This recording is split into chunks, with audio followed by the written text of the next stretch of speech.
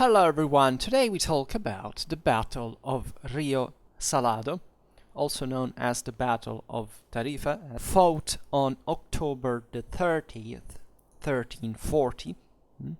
In this battle we had the armies of the King Alfonso IV of Portugal and King Alfonso XI of Castile fighting against those of Sultan Abu al-Hasan Ali of the Marinid dynasty, the Bourbon Empire that controlled basically present-day Morocco, and of Yusuf I, the seventh Nasrid ruler of the Emirate of Granada. So this battle is particularly important because, as we will see, the Christian victory would put an end to this, which was the largest, the last largest Muslim invasion of Spain. The army collected by the Marinids and the Nasrids was basically the largest ever fielded in the Iberian Peninsula by since the times of the Battle of Las Navas, 1212, and it would basically open the way to a further consolidation, especially of Castilian imperial power. You know that especially the Iberian monarchies altogether, but especially the one of Castile, had truly an imperial might, an imperial dictated by the complexity of the peninsula and the various communities that inhabited in it. We discussed this thing in our videos about the Reconquista, and we will come back on them at some point. As for any other battle video, we will essentially tell today a tactical history of the battle with a minimal of political and strategical background to, of course, understand how things went. And as always, I warn you that also in this case, I properly didn't study myself the sources of the battle, which means that all what concern I've read some passage, some chronicle, let's say, on the most important ones, but I haven't done the comprehensive work that would take months at least. If you want to write an article about this battle, this would be a great topic for a master thesis. I mostly there are many publications actually about this, mostly articles, as we've seen, or there are some syntheses in other books. I also received some articles about the battle just today, but it's bibliography, right? So it's studies, right? And as we all always say, a battle must be studied from the sources proper, which doesn't mean reading the source. As we were saying before, means a systematic analysis that lasts months to understand what the hell happened in this place. Also, because we have problems with the place itself, right? With the battlefield, naturally with the number of the of the armies, and what actually happened during the battle, because it is not entirely clear. 1340 is a late enough date to have, in fact, satisfactory documentation, so we know more or less what happened, but there are certain parts of the story that are relatively obscure. So, giving a bit of context to the campaign, here we have the King Alfonso XI of Castile, who had won at the Battle of Teba in 1330, and Muhammad IV, Sultan of Granada, was sent to Abu al-Hasan Ali of Morocco for help maintaining his survival. So, of course, the Marinids were trying essentially to set foot permanently in the Iberian Peninsula and to, expand once again towards the hinterland with the support of Granada. That was the main, the only left, essentially, Muslim state, Muslim power in the Iberian Peninsula. At that time, Hassan had sent a naval fleet of 5,000 men that landed at Algeciras in the early 1333. And these set about helping the Granadian king to capture the Castilian outpost of Gibraltar, which he did after less than 2 months. Eventually, they would lead a short campaign to reunite these territories to the realm of Granada. It's fairly close, but still needed, there were Christian outposts in the midst. So, back in North Africa, Abu Hasan amassed also his biggest army to undertake an invasion of Castile, right? And trying to overthrow the previous century's Christian advance. So, the invasion was the final attempt by the Marinids to set up the power base in the Iberian Peninsula.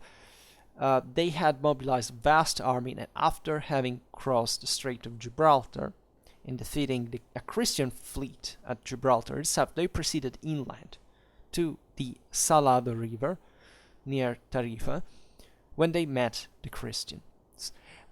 Here the battle would take place. So, as you will see also from the maps inserted here, we have a problem at defining essentially the Salado River proper, because we don't know exactly even where it concretely flowed, because the terrain was different at the time. The area was much marshier than it is today.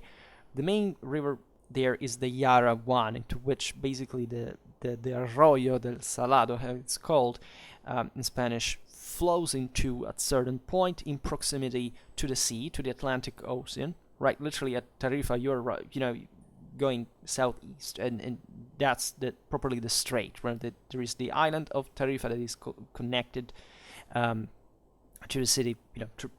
It protrudes into the sea. Then from the other side, you have the Mediterranean, and where there is Algeciras, Gibraltar proper. So this area, essentially northwest of Tarifa, is the battlefield. The Christians, as we'll see, they arrived from the northeast, encamping in this hill that is roughly, I think 600 meters tall, which in fact dominates the valley underneath. It is called as La Peña del Ciervo, which is meaning the hill of the deer, roughly translated. They set up camp up there, and from there, you see, if you use Google Maps, you can see basically you could arrive to see Tarifa, right? The day of the battle was also pretty clear. There was good weather, and in between Tarifa and this hill, we're talking about some kilometer, there are basically there is this valley from which the Yara River descends into the sea, where also these other smaller affluents actually flow into it at some point. Then southwards there is even the Vega River, the Arroyo del Retiro. Here I read they all flow eventually towards the west, towards the Atlantic Ocean. So I presume I may be mistaken, but Rio Salado means basically salty river. So it may be actually that part of the reason is that these streams arrive towards the Atlantic Ocean, and the area is rather flat with sea tides. There is basically the surrounding plain flooded, so it's a marshy area. And it descends from these hills, from which instead the armies, as we'll see, they would deploy. And there was the problem of crossing in the between, and the battle was fought, as we'll see there. But the main problem we have now, as we're saying, is that we don't have not much just a proper knowledge of what it could be at the time, like hydrographically speaking, and in terms of terrain especially. But also we don't know exactly, also from resources obviously, where the various armies were actually deployed, right? Because we'll see that as most battles at this point, armies were distanced also for kilometers in a single battle. The various lines. And also considering that here we have the Castilian and the Portuguese and the Marinid and the Nasrid army. So there are actually four, right? There are 2 chunks per each, and they, as we will see, they fought in different locations. But we don't know exactly how the terrain was, so that we don't have this scientific knowledge fundamentally of the various movements. But we can come to reconstruct it in part. Looking at the preliminary moves, during the winter of 1340, Abu Hasan had gathered his fleet. We're talking about 60 war galleys and 250 ships concentrated at Ceuta in Morocco, just in front of Gibraltar, under the command of Muhammad ibn Ali al-Azafi. So the Marinid army landed at Gibraltar, and on April the 8th, 44 Muslim galleys and other 35 so-called leños by Spanish sources met the Castilian fleet of 44 galleys and 7 naus, as they were still called, as the at this point they would be larger ships, actually, like carracks, under Admiral Alfonso Jofre de Tenorio in the Straits.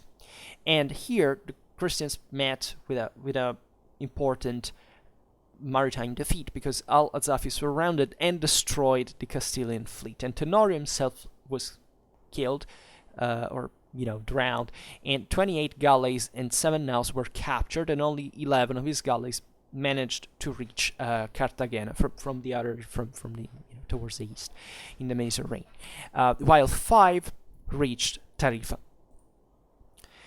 Now at this point, Abu Hasan crossed the Strait of Gibraltar.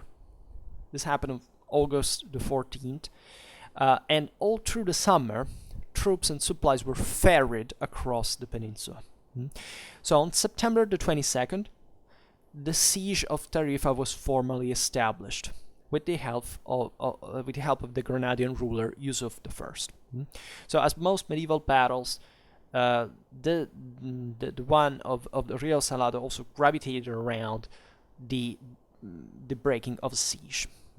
Tarifa was very important because it literally controlled the strait. It was an important outpost that, had the Muslims conquered it, would have allowed them an important supply base just in front of Ceuta, and to launch offensives in the interland. And as we will see, also the numbers of the Islamic armies were pretty large, so that would be an important logistical base even for a further expansion, really. So at this point, the Sultan of Morocco was, is supposed to have made an important mistake, that is believing that it would take many months for the Castilians to rebuild the fleet, and in the hope of cutting down the enormous cost of maintaining his own, which is naturally understandable, so who knows whether that was a mistake or not, he laid up most of his galleys and returned those of the allies, leaving only 12 at Algeciras. There were, as we'll see now, there were also Tunisian help from the Absids and so on. And meanwhile, Alfonso XI of Castile had sought the aid, instead of the King of Aragon and of his father-in-law, the King Alfonso of the Fourth of Portugal. It was all a diplomatic arrangement here that brought important help, because Alfonso IV of Portugal sent literally a Portuguese fleet led by Manuel Peçanha, the Admiral of Portugal, and additionally paid for the service of 15 Genoese galleys, who were paid 800 florins per month each, led by the commander Michel Gilles Bocanegra. And with the addition of 27 ships hastily completed at Seville, that would eventually rise as basically the main, the main port on the Atlantic, in the Castilian kingdom, it was already important. And the Castilian fleets are often overlooked. We made even a video about them, I think, back in the day. Of course, they had a limited capacity. Most naval power here was actually supplied by Genoa, so much that Seville actually rose because of the establishment of Genoese charter, the opening of the Atlantic routes, even the hostility between Castile and Aragon.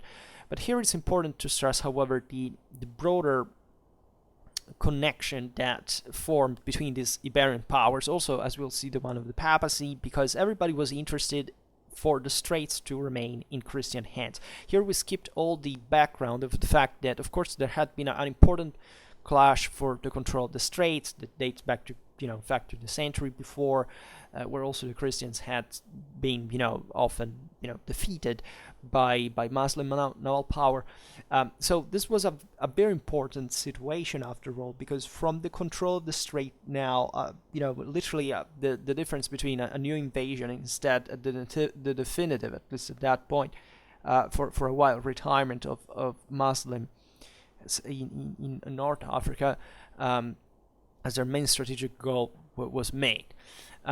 So this new Christian fleet appeared in force in the Straits in October, cutting off the supply routes between Morocco and the peninsula, which, logistically speaking, for such a big army like the one collected by the Sultan, the Marinid Sultan, was was a real problem. In fact, Abu Hasan's position was now a difficult one, and not only because the troops besieging Tarifa depended on the supplies from North Africa, but also the Kingdom of Granada needed them, right? Since they had been spending themselves to hold the Castilians at bay by launching a series of limited attacks all along the frontier, and that strategically prevented a major had prevented, at least up to that point, a major Castilian commitment on that front.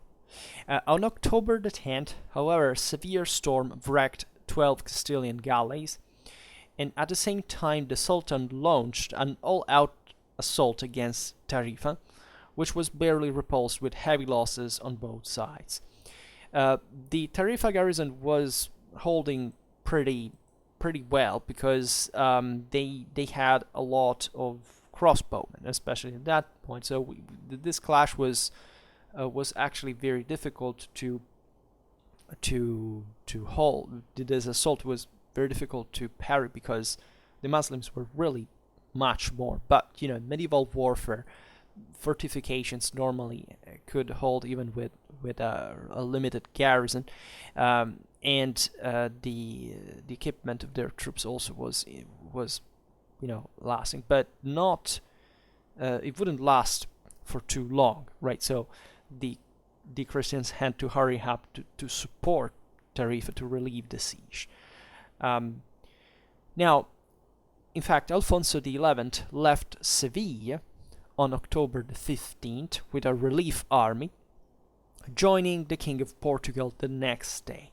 They advanced to the line of the Guadalete River, and there awaited further Castilian and Portuguese contingents. All the municipal militias of the various cities scattered, united, participated. Some arrived actually from very, very far away, even as far as the Gulf of Biscay. So in fact, these Castilian armies themselves were becoming, given the extension of the kingdom, to be also quite diverse within themselves. As we'll see, there is also a bit of an overlook of the role of infantry, probably because I haven't worked much with Spanish sources, but I must say that especially the monarchic historiography, etc., is tendentially all about chivalric stuff, and sometimes inflating, as we will see, ridiculously, also the number of enemy numbers, losses, and so on. But it's normal if you understand the context. The problem is that prevents sometimes to actually understand what the hell happened in a realistic sense.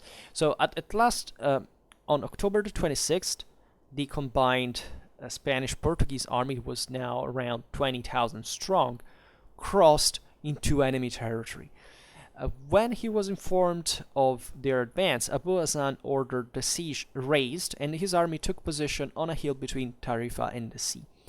This is important because I forgot to mention that during the siege, the Muslims were provided with 20 pieces of artillery that were a relative novelty in the warfare of the time, at least apparently for the Castilians, who are, I think, documented making their first use in the following years in 1343.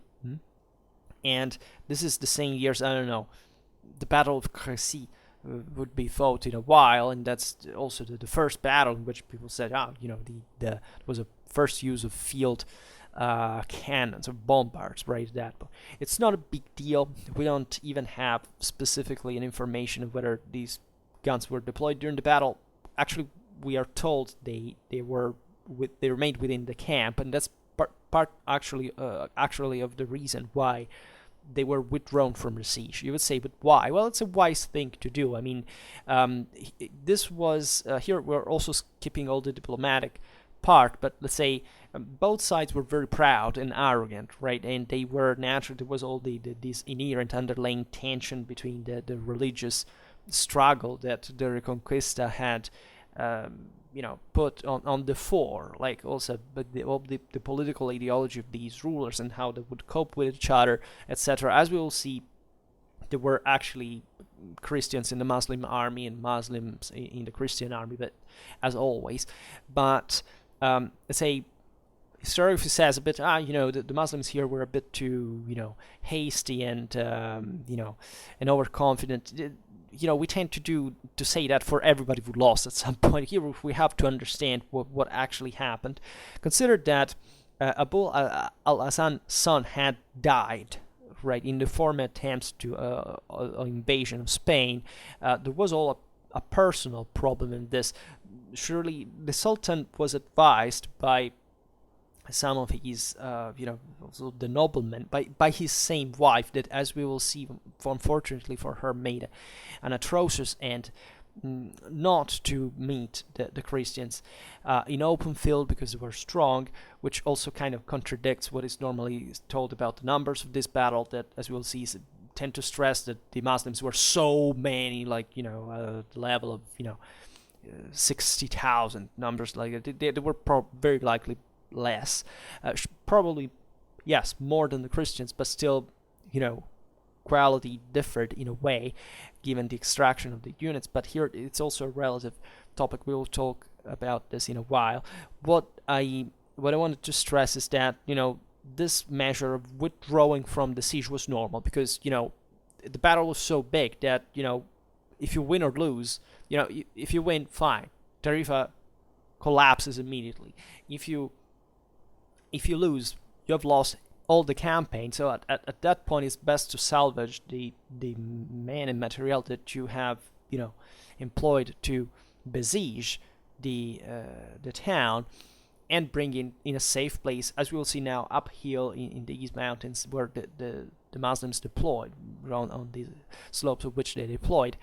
And that, together with the treasure, with all the development, important elements, we'll say, the family of the Sultan, all what at the time war was made like, having this huge treasure fundament too, that you would use within the same battle as a guarantee for everybody who was together with you, that you were the guy who could pay for everything and that could make the campaign going on, right? So this was of fundamental importance.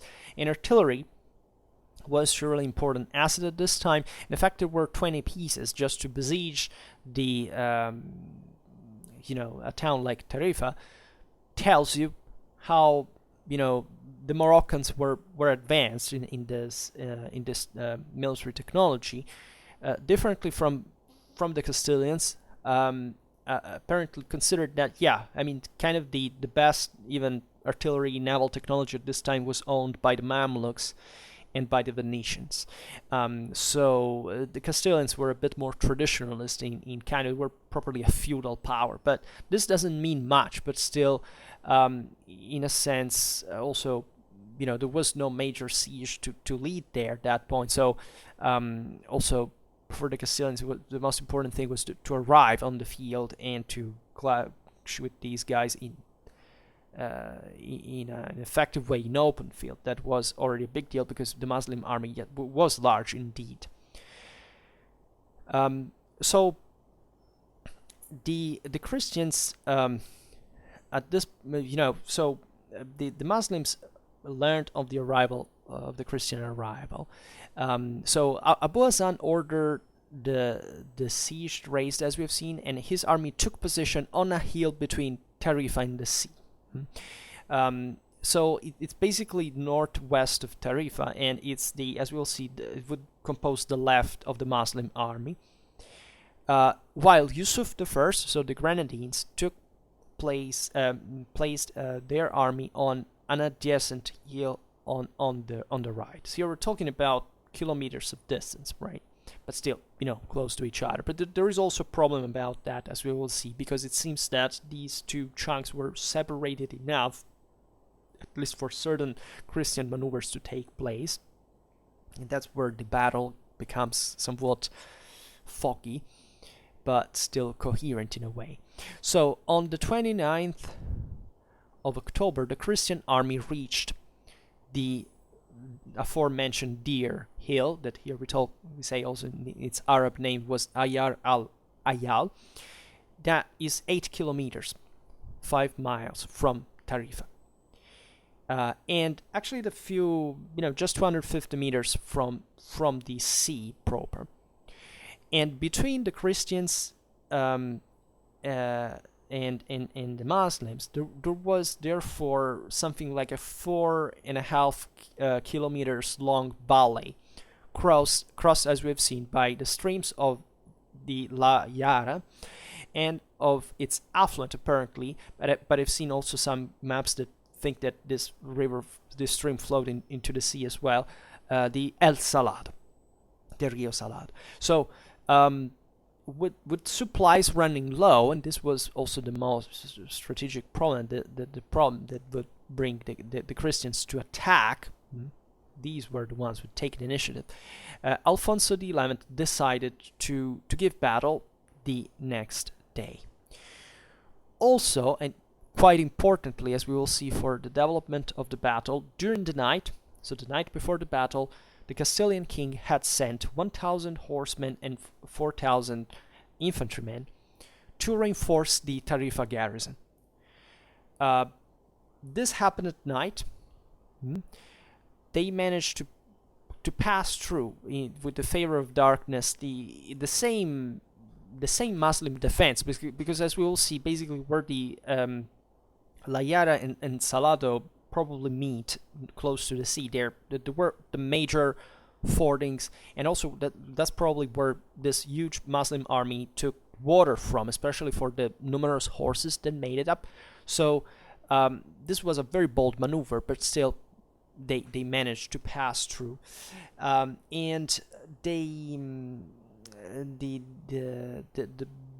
plan, as we will see, this was suggested to Alfonso by eventually the commander of the vanguard, as we will see in the next day, to naturally launch a surprise attack from the city during the battle, basically on the rear of the Muslim army.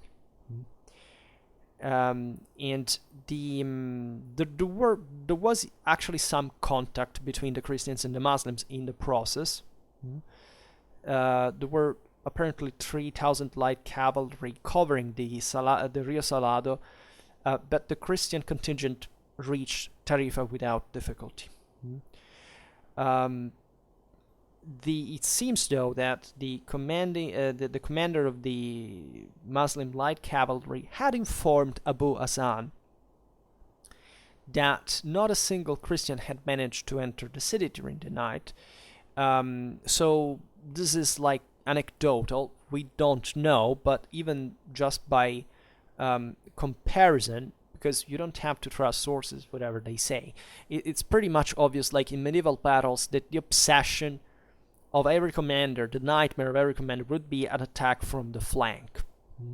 So this idea of recompacting units to have some reserve to engage some flank attack is always a concern of these armies, and these were men of war. I mean, al-Hasan was a pretty martial individual. He had carried out campaigns or in the past. I mean, he knew his business, so he might have been poorly informed, but still we don't have to think that he actually didn't know or couldn't imagine that there could be such attack coming from the city garrison. Also because it's not much about the number of troops that can that can set forth. It's literally the surprise that matters, and we think actually that he was not surprised, because the Muslims, as we will see, had placed an important guard at their camp during the battle, so also drawing away, we're talking about thousands of troops from the battle line to guard that, and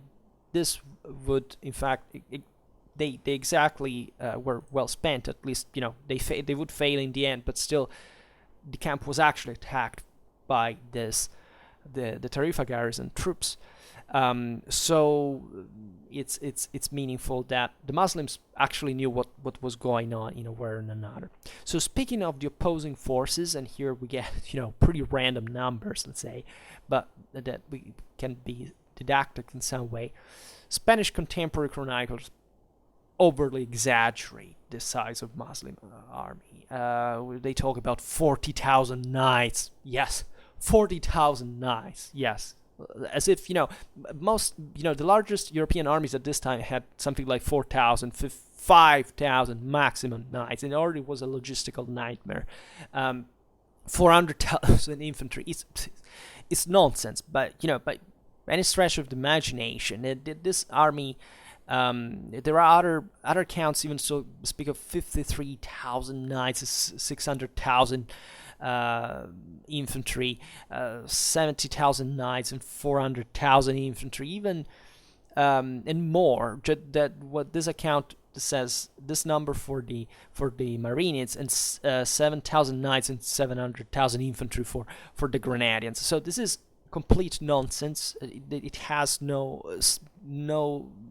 any kind of type of adherence to reality, if not telling you what could be the proportion between cavalry and infantry, which is probably not even correct, because it's like 1 to 10, which in absolute terms could even be realistic, but still we don't know here if, for example, how much of this was actual fighting force, because all medieval armies, yes, they could have lots of people within, but not really fighters, and just field aides for the camp and so on. So we skip these numbers because they do not matter. So let's say normally on all these studies you find that scholars leave the benefit for the doubt of being, for the Muslim army to have been huge, counting up to 60,000 men, but even this is it's unrealistic. Let's be honest. I presume they couldn't be more than 40,000. We know, as we were saying before, that there was some Christian militia fighting for the Emir of Granada at the battle, probably, or one Marinid prince surely fought for the Castilian side, on the Castilian side. So if we give us 60,000 just as a comparative number, proportionally, Christian forces are normally counted as basically 8,000 knights and 12,000 infantry for the Castilians, plus 1,000 Portuguese knights, and a garrison of 1,000 men for Tarifa, right? So here, realistically, what do also 8,000 knights and 12,000 infantry really mean? This is important for the organic, mostly, because the battle was fought on very difficult terrain with multiple battle lines and seemingly certain, segmentation in the composition of the troops. So if we just count 8,000 knights, and we think that these were actual knights in terms of heavy cavalry, we would cross out was one of the most typical components of an Iberian army at the time, that would be literally the same between the Grenadians and the Christians, that are the jinetes, the skirmishers, that were like commonplace. We know it even just from so many sources. It's not even debatable. So probably, the Castilian and Portuguese numbers are realistic. Some have suggested that actually these 8,000 knights could have some troops attached to them, because at this point in medieval warfare in the West, Spain is something relatively on its own, but still it follows basically the organizational patterns. Just aside from this kind of more ethnic troops that are still present, there might have been, 8,000 knights accompanied each by some missile trooper on horseback, So some studies, in fact, come to say, the Christians had even more cavalry than infantry. And here sources do not help much because they tend to simply overlook the infantry, the peones. And because, as we've seen, that these chroniclers' mentality was soaked in Spain, especially in Castile, into this feudal mindset that, of course, didn't give absolutely a damn about infantry. The Portuguese having 1,000 knights, yes, it's also realistic, and the number could be doubled because of this lighter troopers attached to, in a sense. We don't know what the Tarifa garrison was made up like, but so we could say that Christians could be something between, I don't know, 20,000, probably also more. The Muslims 40,000, probably also more, right? Something like that. So it's an important asymmetry, numerically speaking, in favor of the Muslims, but generally speaking, especially for what the Moroccan armies are concerned, not much the Grenadine ones that were virtually identical to the rest of the Iberian Peninsula, were composed by lighter troopers, and also by, let's say, for this reason of kind of a cheaper, weaker at the end of the day. We're talking about light horsemen. A typical North African army would be like that, but we should also not underestimate, in that case, the importance of infantry. And we could say that these troops would be all well balanced. We have these armies would be well balanced with the right combination of troopers. So being too stereotypical about this doesn't actually help much. We know from Christian sources that the Muslims had a thickly compact battle line, so of course they had both heavy cavalry, heavy infantry, and the Christians might have been effectively heavier in character, literally better equipped. This was normally the deal of, say, Western troops over these, in this case, North African ones, right? They were more materially wealthy, in a sense, but also less mobile. So this would be in part a problem that was compensated by the obvious existence of lighter troops also from the Christian side. On this battlefield, that was pretty tough, right? And as we will see, we don't exactly know where the various battle lines were deployed, because there are various hills there. If you visit the place, which I've never done, if you look at pictures and Google Maps, etc., you see that it's plenty of hills, right? This is not the typically flat. I mean, towards the sea, yes, where the major clash would be between the Castilians and the Moroccans would take place. Of course, the terrain is more suited for, there are wider plains and so on. But even in there, as we will see, there are these streams in the middle that are difficult to cross. Some clash would be, in fact, and so the situation would be unblocked by the crossing of the ancient Roman stone bridge on the Salado proper, and all these ups and downs are also, like, it took hours to actually cross the battlefield, as was normal during medieval times. These units would be distanced, and we don't just know exactly where all the single units were deployed, nor the movements, nor the exact movements from the sources. So there are some articles you can also find online that try to, hypothesize what would be the best paths, who reached where, when, for what were they fought, etc. But it's all very hypothetical. I repeat it, I haven't studied the sources, so I do not know how much can be reconstructed from this battle that, at least from the studies I get, it's naturally oversimplified, right?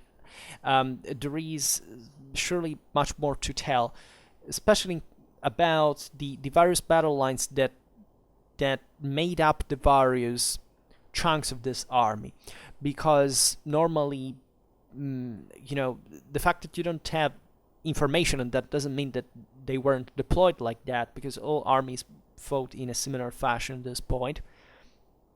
But simply we're not told, and this is speculative, but I'm sure if you study sources seriously for months, you can come up with some better explanation than the ones that at least I've been reading in the last days. So, as we've seen, or I don't know whether I said it or not, but basically the Castilians reinforced before the battle the Portuguese with 3,000 knights.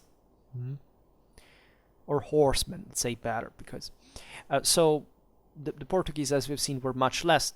Making the maths, given the numbers we provided before, this would diminish the Castilian knights on the right and their part of the field up to 5,000 horsemen and 12,000 infantry, so also increasing the importance of infantry for that matter. Well, the Portuguese would be in total 4,000 troopers. Okay, there would be other considerations to make, that is to say, how were these troops deployed, in fact, within the right and the left? We don't know. Were there different lines? Were they simply segmented like, the lighter cavalry in the first line and the heavier cavalry in the rear? Or were they deployed, as some sources actually suggest, in kind of, they were distributed all along the line, because objectively the Muslims were superior in number, so the Christians probably feared some outflanking maneuver, given the overwhelming numbers of the enemies. There would be a lot of that movement also for the same Christians, so as we'll see also from the Castilian side, there was a mix. The battle line was enough extended, was properly a right, a center, and a left. So this is important for a number of reasons we'll try to explain. Seemingly, the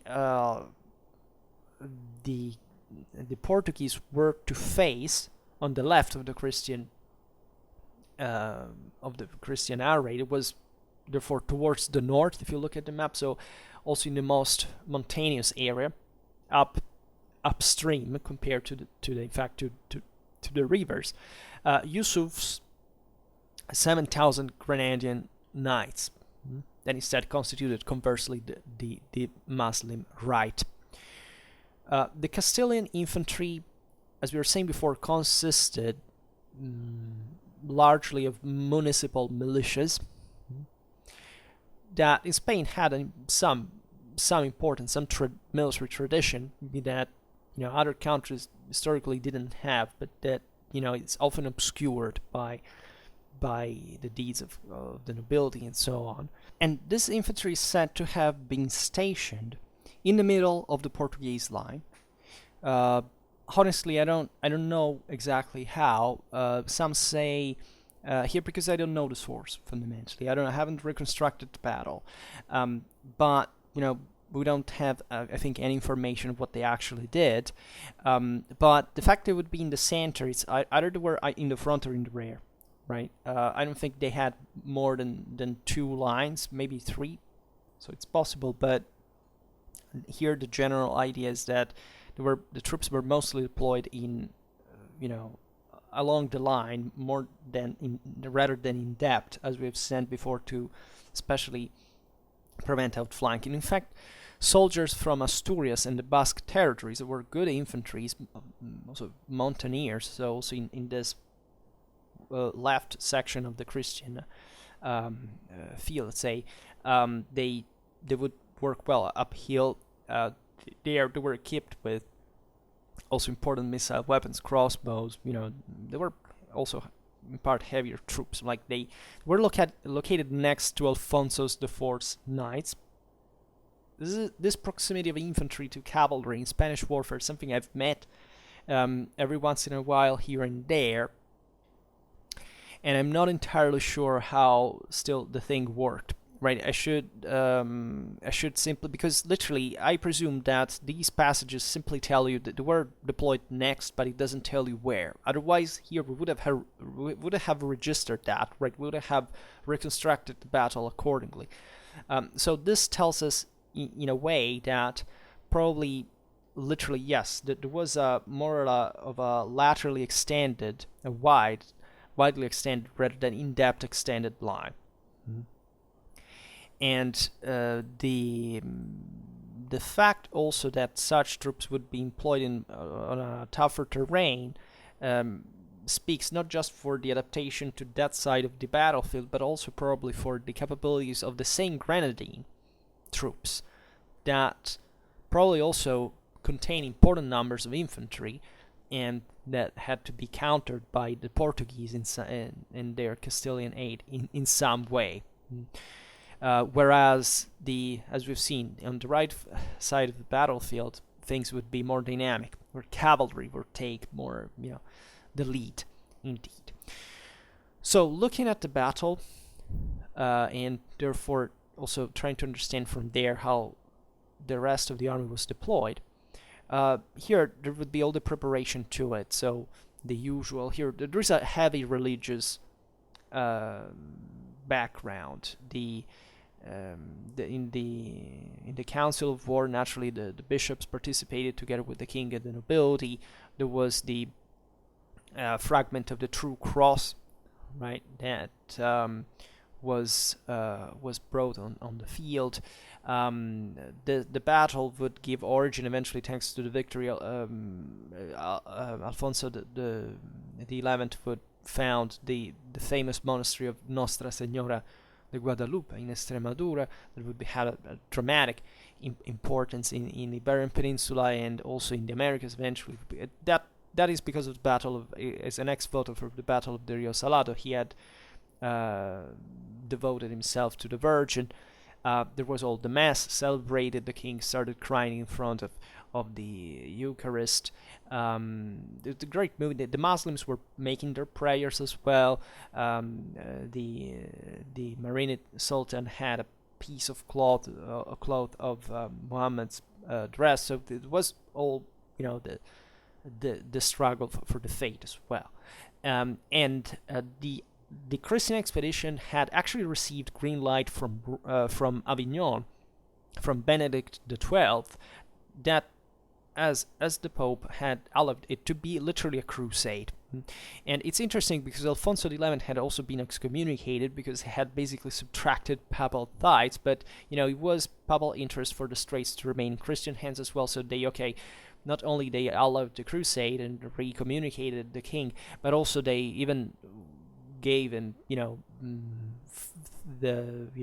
made him obtain and dispose of the tithes for years to come for funding this thing. So politics, and so you imagine this was a big effort for both sides. I mean, economically speaking, we'll see in the enemy camp were allegedly contained 1,600,000 florins. That is something huge, right? It seems the price of gold would decrease dramatically, apparently, but it's a bit of an exaggeration in Spain because of all the treasures being taken from the Muslim camp, etc. There are many episodes here and there that are fascinating to discuss, that also take place during the battle, as we will see. So during this council that was held the day before the battle, because the Christians had just arrived, so they had to reconnect the field. Alfonso XI did it himself, right here. The leadership worked, by also the advice of certain subordinates was equally important as well. So that's when it was decided that the Castilians would attack the Sultan's main army, while the Portuguese host, reinforced with 3,000 Castilians, would engage Yusuf I. So the battle movements began in the morning. In this clear day, the Christians moved out of camp, leaving 2,000 raw militia to guard it. So even that decreases infantry in theory, and in practice to 10,000 if we accept 12,000 as number of infantry. Does this mean that the Christians were fearing also a Muslim attack? Well, we have no way of saying that, because actually the heel of the deer is is more difficult to storm than the other mountains where the Muslims had deployed. The Muslims had a better terrain because the Christians were the attackers, and therefore they had to descend from their own hill to climb up the one of the Muslims, to crossing the rivers in the middle. So that's the advantage. But maybe this militia was just like a last resort in case the whole army would collapse and would buy time or something, for maybe rallying and so on, which is also a possibility. I don't see much of flanking maneuvers from the Muslim side. There was rather their sitting waiting, because as we were saying before, this enormous Muslim numerical superiority doesn't seem to have been there, right? It would have been advantageous for them even if they were actually numerically superior, which they probably were for sure, I would say. Wouldn't would be to spend by making the enemy arrive and gaining the advantage of defense and then counter-attacking when they would have been exhausted, right? So all the effort was concentrated from Christian side to actually commit them to battle, trying to break them. The Castilians, so on the right of the Christian, so it's as if there were two separated armies. Like the Castilians on the right side, the Portuguese from the left. From the Muslim perspective was the Nasrids on the right and the Marinids on the left. And we don't know how distant they were, but some say consistently, at least at some point in the battle, in which especially the Nasrids might have run more towards the right and therefore distancing from the Marinid left. Anyhow, the strong Castilian vanguard, there was a vanguard led, so I expect it to be, we don't know, it doesn't say these were lighter troops, probably they were given the nature of Iberian warfare, but let's say it was a consistent guard. It was properly a battle line, as we have to expect. This was led by the Lara brothers, while the king himself behind them rode in the main body. We don't have news of other, actually we do. I mean, we have a news of a third line, at least of infantry, and we don't know whether the lines were actually segmented just like that, with the third one composed just of infantry, but at some point they enter as a sort of reserve in the battle, and were distanced enough. They were not attached seemingly to Alfonso's main body. That would have been composed presumably by the heaviest troops on horseback. We know, though, that on the left of the Castilian formation, there were missile troops from the Kingdom of Leon. They were led by Pedro Núñez. And on the right, Álvar Pérez de Guzmán with a cavalry corps. But even so, what does this mean? Well, I presume that this, I haven't sincerely understood where this right and left were stationed compared to the battle lines. Probably the vanguard, probably these were the right and left of the main body led by Alfonso XI.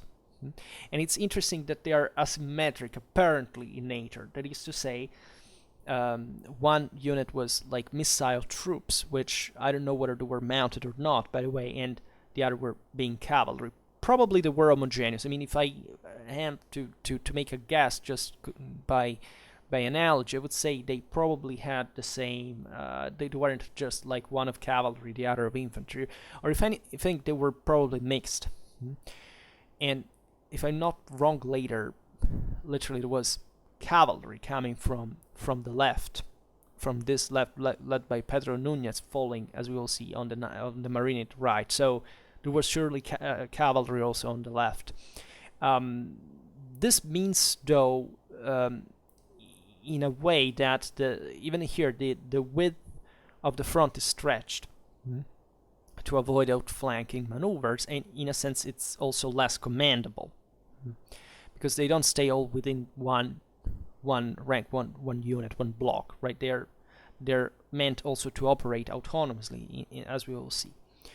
There were also some military orders in this battle. The one, for example, of Alcántara and of Calatrava were supporting the Portuguese on the left, while the one of Santiago was together with, if I'm not wrong, with Pedro Núñez, himself. So that is a point more for the of cavalry deployed on the left, as we will see, and also find one, because you know that these military orders were frontier ones that were specialized in in warfare and pretty used to fight against Muslims, and were conceived as elite troops. We made a video on them, but at some point we will come on them more in detail.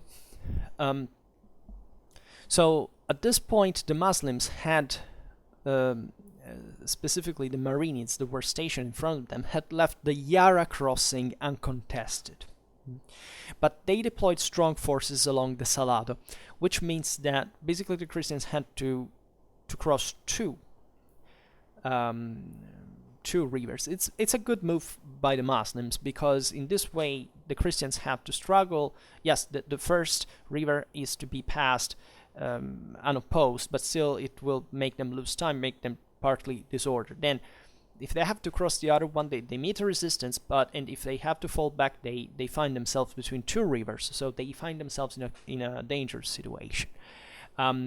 So it's good. It's a good strategy. So the Castilian vanguard that had been advancing on up to the Salado met with serious resistance. And the main problem is that these units had difficulties properly to cross the river, because there would be a few natural crossings apparently, there is also an episode of this commander Juan Manuel that basically had struck one of his standard bearers, because he had tried to cross the river, because the king had ordered the crossing, the advance, and evidently this commander thought it was not a good idea at that point, especially if this vanguard was composed by light cavalry, and the Muslims were, I don't know, numerically superior at that point, and would be like a too difficult thing. So that seemingly, this episode lowered the Christian morale in the vanguard, because literally you have the commander that charges against one of his own standard bearers, and they thought it was kind of a betrayal of the king's order, but in practice might have actually been something wise, or at least they couldn't advance.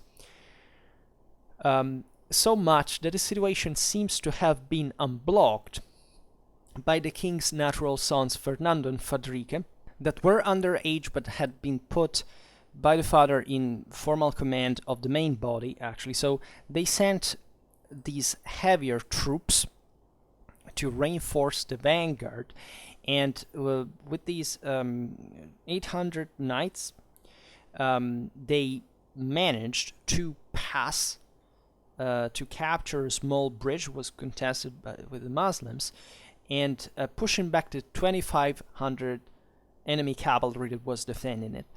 This is quite meaningful, because it shows you what heavy cavalry could do against the lighter one.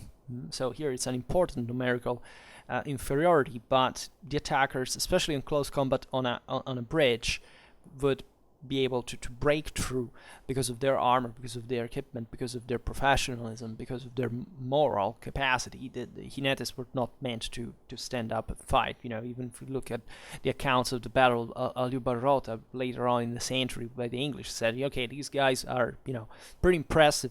They arrived, they throw 2 or 3 darts, and then they ran away as fast as they can. They were literally about this. It was also clever tactics, because it naturally tired down, especially also the heavier troops. But in this case, when you have to hold a position, either you have, first of all, cavalry is not very good at defending, as we know. It basically can't by definition. But so you need some decent infantry. And in any case, the heavy cavalry of the Christians would be capable of dispensing this problem. So this is very important, because the Christians open a passage in the Salado, right through the Salado, and allows them to go forward. Alfonso at this point sent other 1,500 knights right? So if we made the maths of the previous numbers, we see that actually something doesn't add up. Then it means that it seems that there are more knights than we previously thought. And the Salado was successfully crossed, probably they cleared all the resistance. And this was apparently happening, let's say, looking at from the Castilian perspective, more like on the right, because the bridge is somewhat closer to the sea than, and if you look at the broader deployment, probably was really on the right of the formation. But it seems that towards the center and or the left, because this is not entirely clear, the Castilian Leonese commander Juan Núñez de Lara and the military order of Santiago with 3,000 knights also finally smashed through the enemy line, crossing the Rio Salado as well.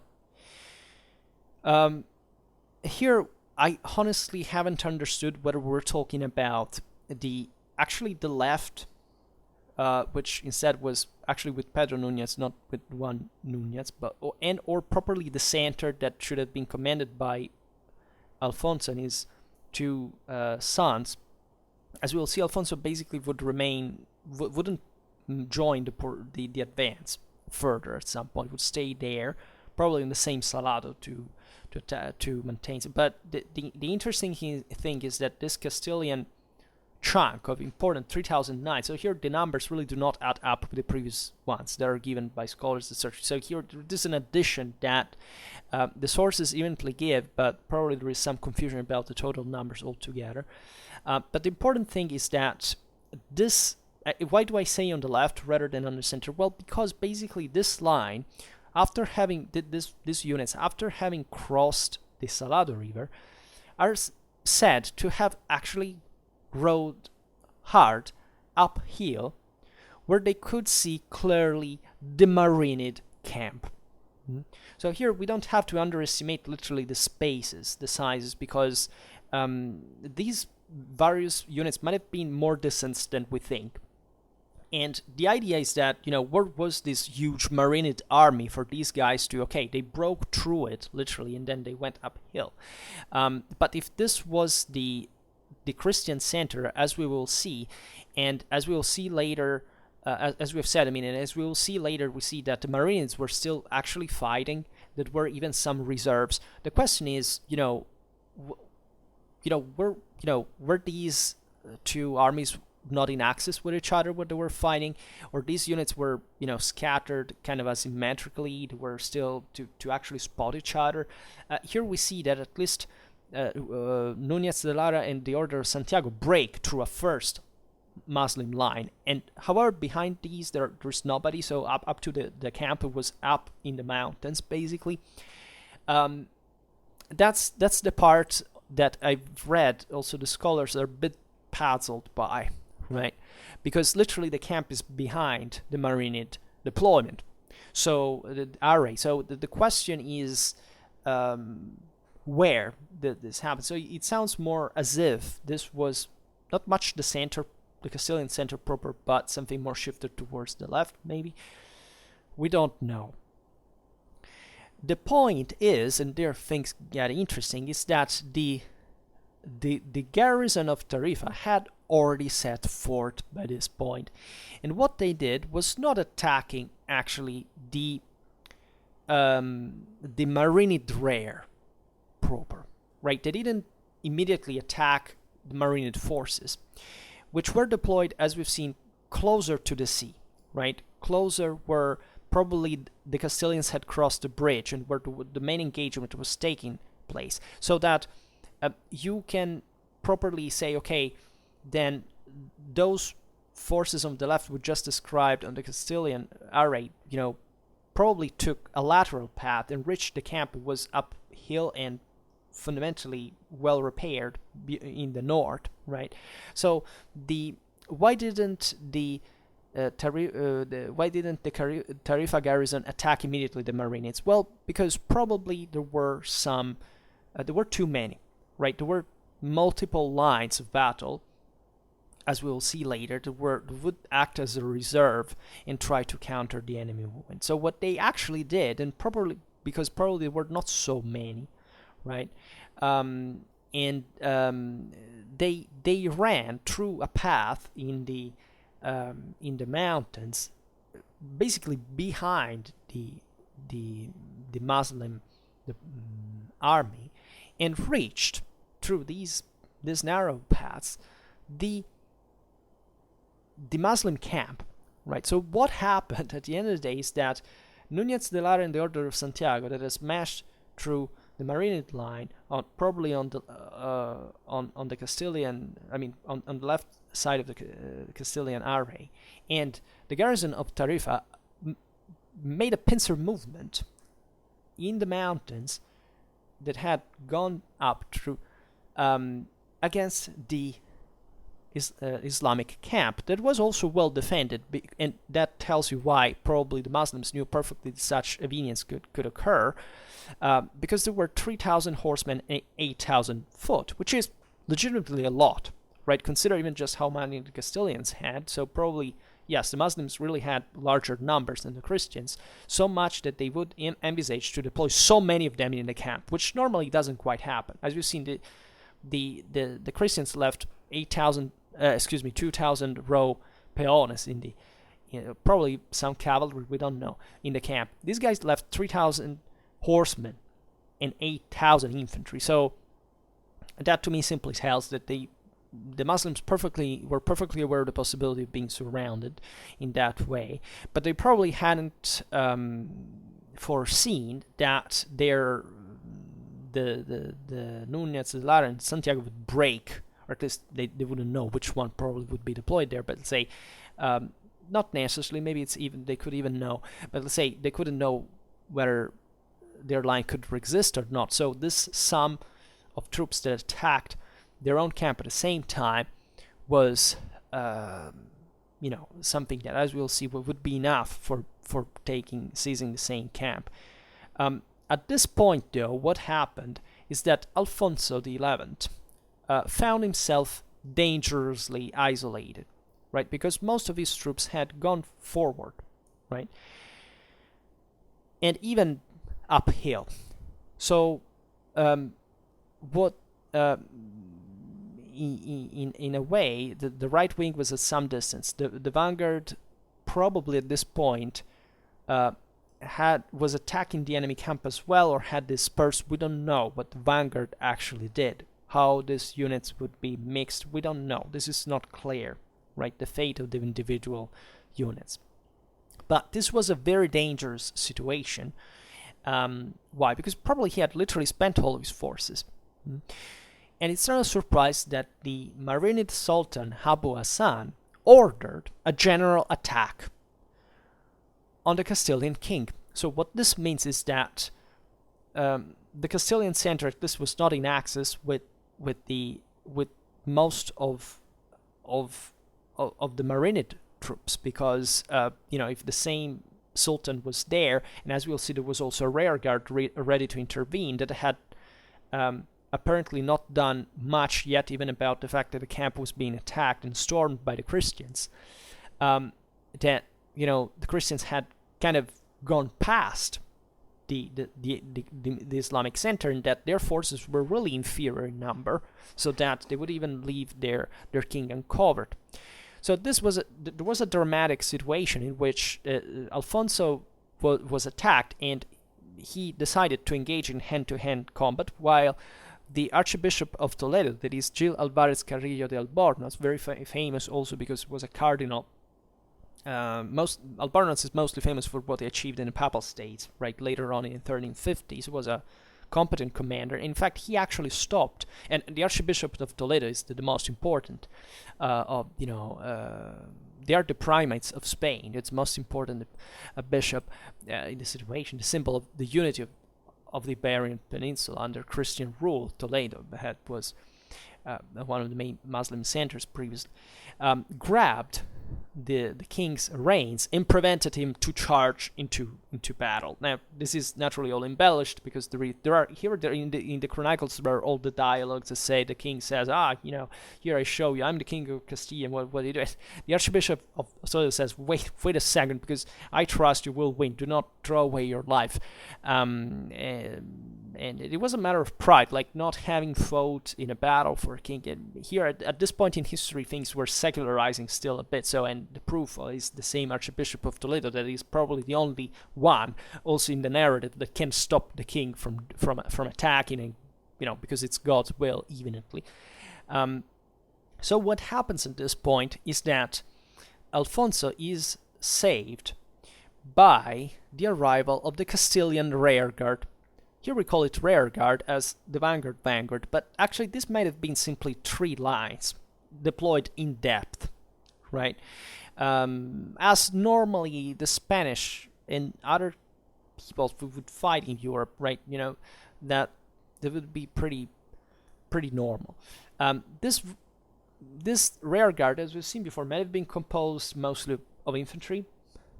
We don't know. Maybe at this point the king was probably defending on the line of the Salado stream, so infantry might have been good for it in defense, etc.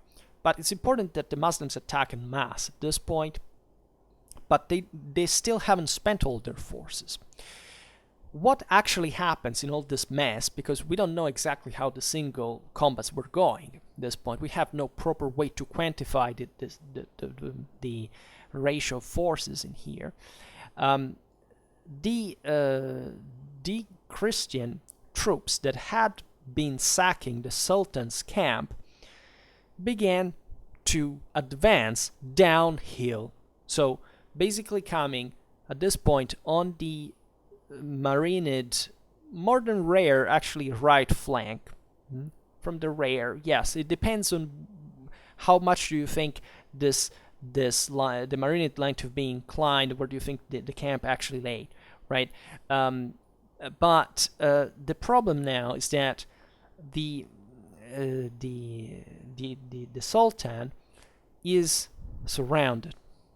So imagine an attack delivered not much from the front where the Muslims were actually attacking, so still having but from the rear, from the right, where basically on the left you have the sea, and in the south not much a favorable terrain. So the Muslims, in order to save themselves, would have had to run mostly uphill themselves and trying to escape the encirclement. So was actually a pretty messed up situation. But what it seems that here actually caused this array among the Muslims was rather properly the surprise.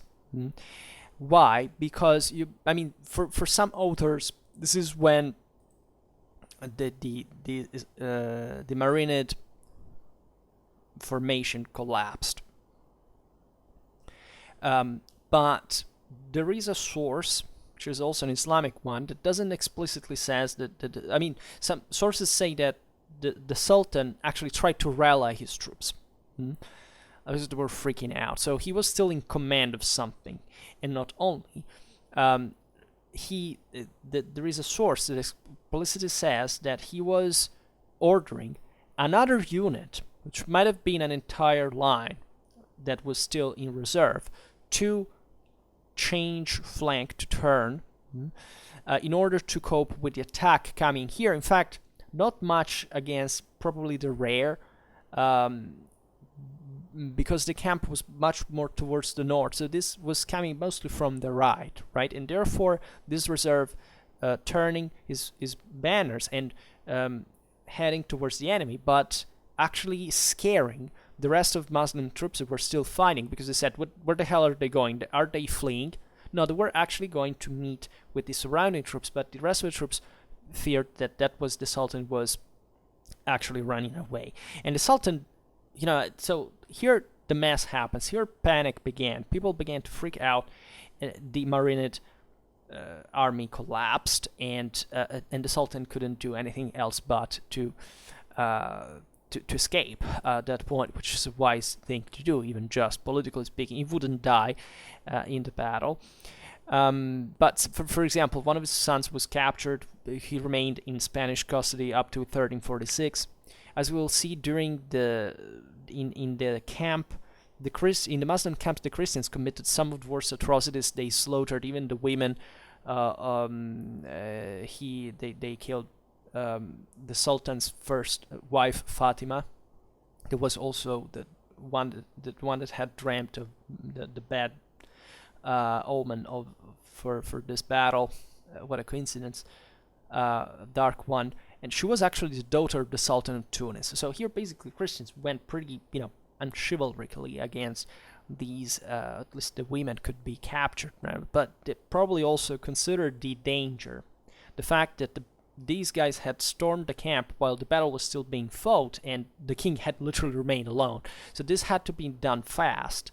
And however, at least killing the women doesn't seem, these princesses, doesn't seem necessary.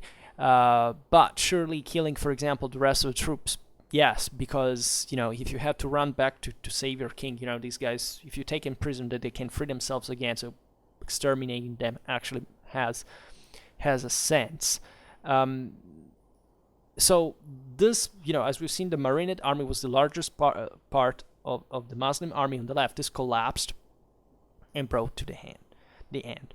Now, what was going on was actually the clash on the Muslim right and the Christian left, respectively. The Portuguese contingent had crossed the Salado river upstream in the mountains, and they engaged with the Muslims a very hard fought combat, because here the upstream in the mountains, the Nasrids enjoyed even greater position advantage than the Marinids in the valley, where things were flatter. So it was that's where the Portuguese had needed Castilian infantry as well as cavalry to cope, not just for a numerical reason, but also to cope with this situation. And actually, the Portuguese were about to lose, because also Granadian forces were renownedly also good and tougher, more kind of Iberian-like rather than African-like, obviously because obviously they were Spanish. Let's be honest about it. However, even here there is somewhat the replica of a flank attack, because the commander Pedro Núñez, that was part of still the Christian left under the King of Portugal, reinforced the main body while during combat, and at this point the Granadian contingent broke and left the field. How did this happen? Can there be a rationalizing explanation about what was happening in this part of the battle? Well, yes, because remember when we said that we're not sure how the Núñez de Lara and the Order of Santiago made it through the Marinid lines up to the enemy camp? Well, this would suggest in a way or another that not only they didn't find anybody in depth deployed on the Marinid from the Marinid side, so we expect them to have properly passed the Marinid right where there was nobody, but evidently also the Nasrids were distant enough from the Marinids not to enter in contact with these troops. So what does this mean? Well, it means in practice that the Marinids and the Nasrids were enough distanced from each other to leave an important gap in the broader formation, which is kind of strange, right? It might have been caused by some, some terrain anomalies, as we've seen. It can be, maybe they thought the Christians wouldn't rise uphill in that way, or that there would be enough troops to defend the camp at that point. It's complicated. They maybe didn't think that Tarifa contingents could join. Maybe they had envisaged the Christians could arrive from the front and not from the rear, or from both sides, as it happened. The point of the situation is that normally armies fought, obviously, with some distance between each other, So there is nothing surprising about this, especially these larger chunks would be more distant than, let's say, I don't know, the units that actually compose it. And we've seen that within them, also in there, the space was probably large. But there is an hypothesis that's been done, which also takes into consideration this last action led by Pedro Núñez against the Grenadines. That is fundamentally that the King of Portugal would have attacked the Grenadines, trying to enveloping them on their own right flank. That is to say, the Portuguese would shift their attack towards their own left, right? Trying, in this sense, to shift in parallel the Grenadine attention towards the right, their own right, and therefore distancing further their own array from the one of the Marines. It's a bit mechanistic because, let's say, armies normally face themselves, even in these sections, frontally, but as we've seen, the battlefield, and especially upstream, the Salado was more, had a more rugged terrain, more irregular one, so we can't really tell.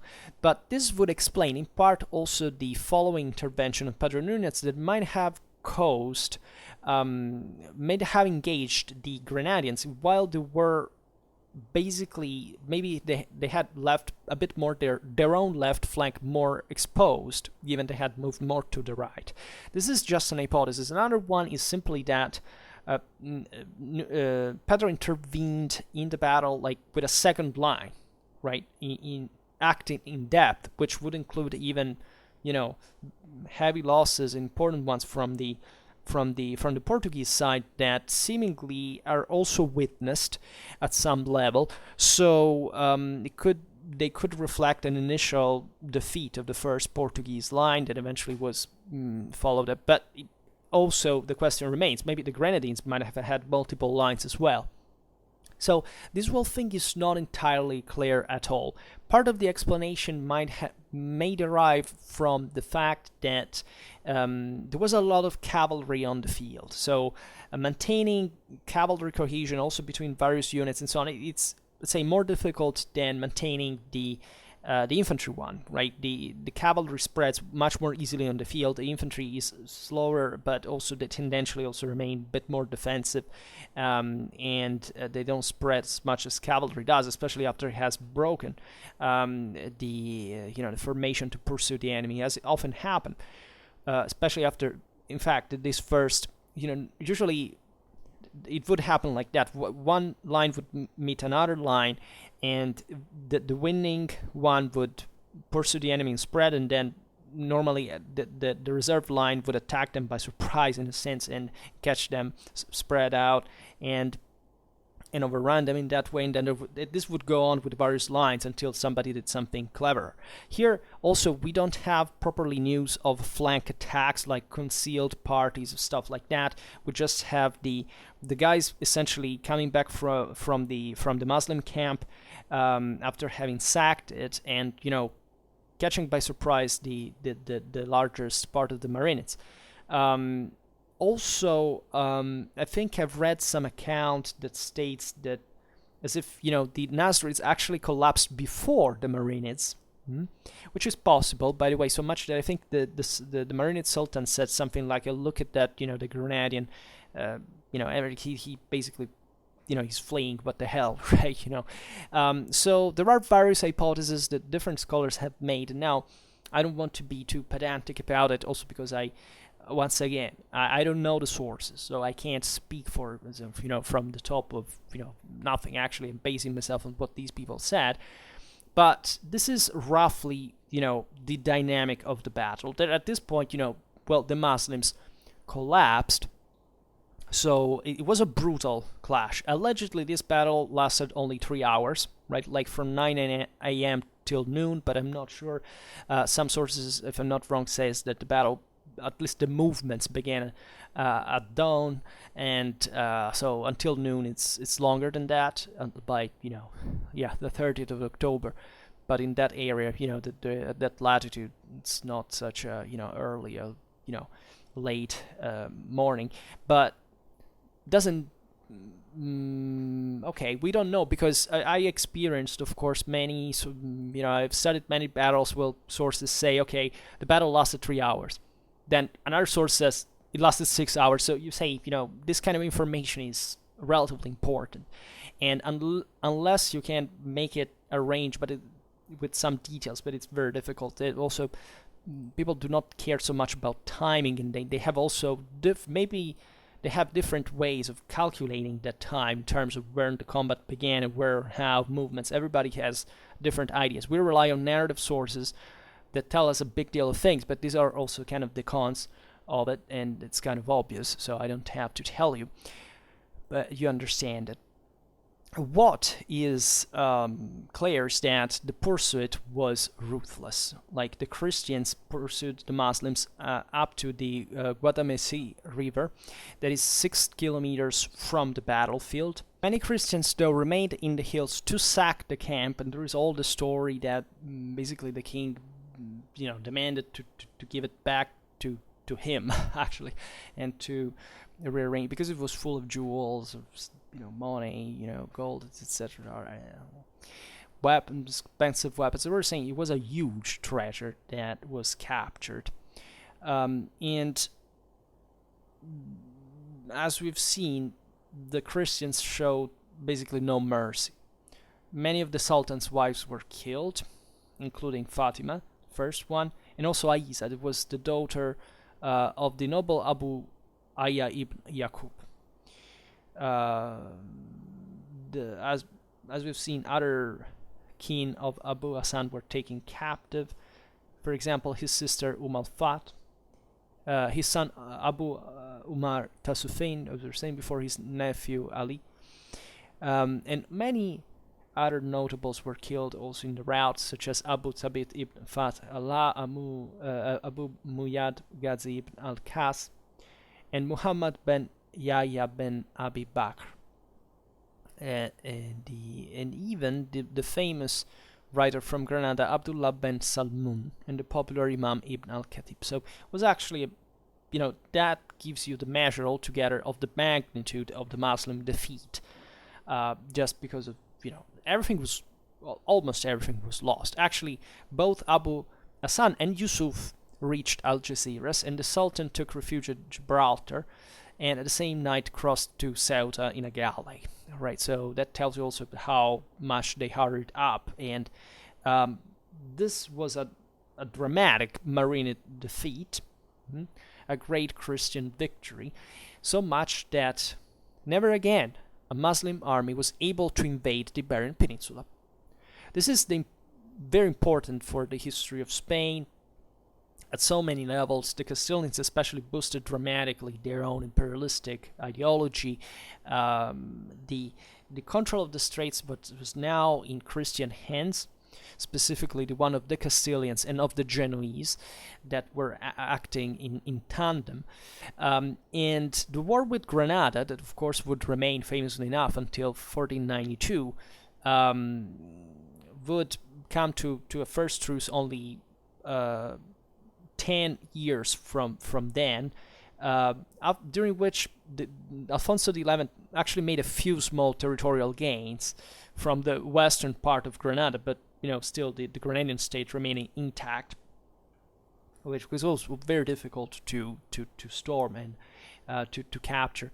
And most importantly, the town of Algeciras, that was the most this very important bridgehead held by the Marinids from previous times, was finally retaken after 2 years of siege in 1344. There are some further comments on this, some notes. For example, seemingly scholars have reported that there was a scarce foreign participation to the Battle of Río Salado from the Christian side, because normally, if you pick, for example, the Battle of Las Navas, there were lots of foreign troops. Alfonso VIII at the time had made a great diplomatical effort to call crusaders from all over Western Europe, were mostly French.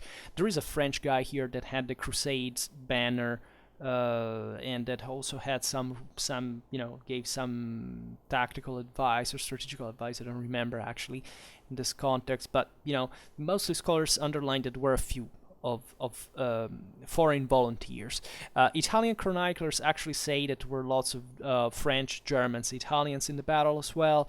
And as you've seen, scholars today usually dismiss them, but anyhow, somebody was surely there from other countries. It's just seemingly that this is also by Spanish historiography normally depicted as an all kind of a broader Iberian cooperation, because as we've seen, there were the Castilians naturally making the part of the line, then the Portuguese as well, and then the Aragonese provided the galleys. So troops arrived basically from everywhere, from the especially the Castilian dominions, I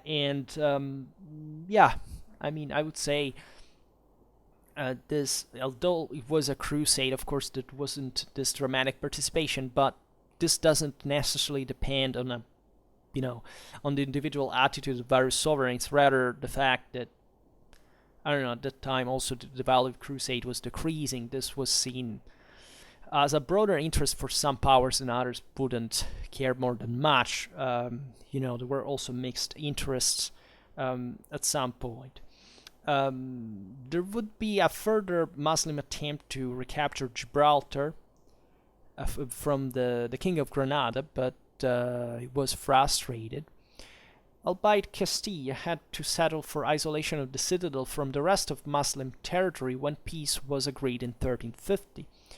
After that, actually, Alfonso XI himself died in campaign of Black Death right at the time. And Gibraltar would not be captured, but basically 30 years before the end of the Reconquista. So that is something that still, had some strategic value for the Muslims and so on. So this is the Battle of Rio Salado. I hope not to have disappointed those who wanted a kind of a more detailed explanation, but literally, at least the academic literature on the topic is fundamentally about this. I know there is some probably more spot on, especially orographical study about the area, orographical and hydrographical study about how the Salado, the other river could interact, etc. We don't really know. I mean, obviously, heavy cavalry would have watched out for soft terrain, for marshy ground, for mud and stuff like that. But it seems, after all, they knew what they were doing, and from both sides, they actually played it well, right?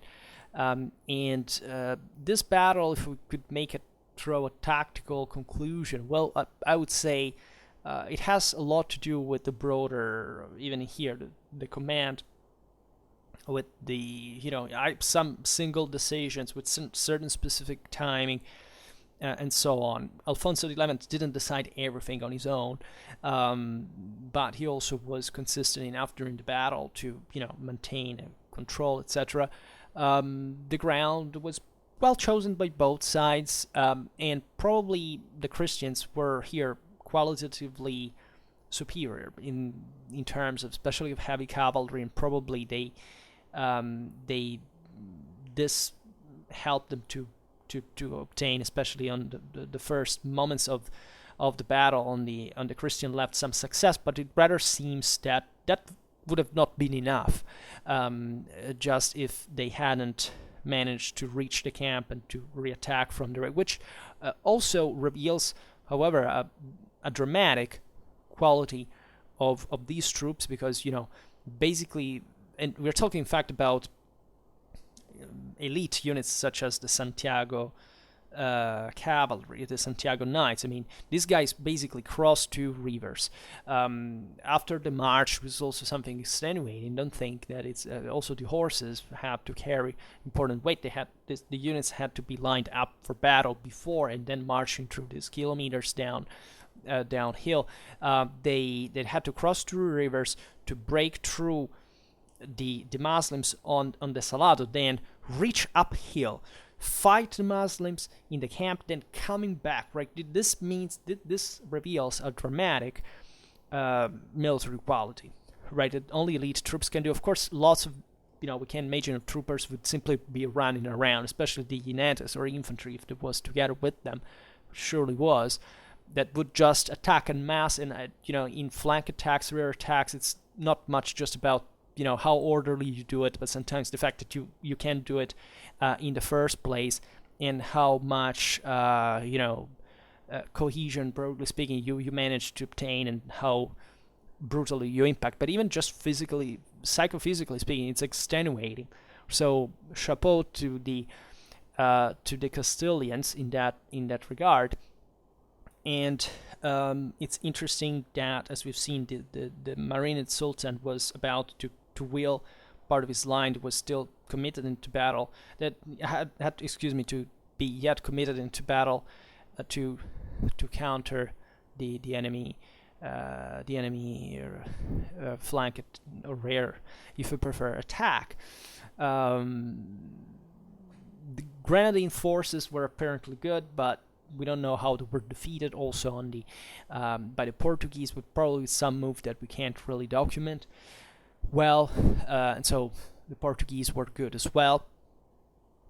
That's pretty much it. I would say there's not a blatant, let's say, macroscopic, let's say, qualitative factor that tells us these were better. No, it doesn't work like that. It's mostly about this array. You can play, topographically speaking, with all these names, the hills with it, but you have to check the sources, right, to try to imagine where certain. We think the position of the Muslim camp was pretty well located, historically speaking. I mean, the one of the Christian one as well, because it's easier. But let's say that all the various movements of these various chunks of the units that we don't know how they really were, so it's not so useful. We don't really know. This unit was here. We don't even know how the single lines were composed, to be honest, and what they actually, in the various units, even when we don't know what they actually did on the field, or where they actually passed through all these valleys and hills. So it's a bit complicated, and that's why, if any of you has ever studied the Battle of Rio Salado, please let us know, because I'm personally very interested. I'm sure you are too. So that's it. Right, and naturally we will keep talking about making this battle videos that are a bit more complicated, more complex, as you understand. They tend also to last longer, and it's important to fix the concepts, the main concepts, well, because at the end of the day, that's mostly what in a battle matters, and the rest is a bit hypothesis that cannot be confirmed for this time. But anyhow, for now, we stop here. I just hope that you enjoyed this video. If you did, please share it. Otherwise, leave a like or subscribe to my channel if you're interested in my upcoming content. And for now, I thank you heartily for listening to me. I wish you a nice time and see you next time. Bye.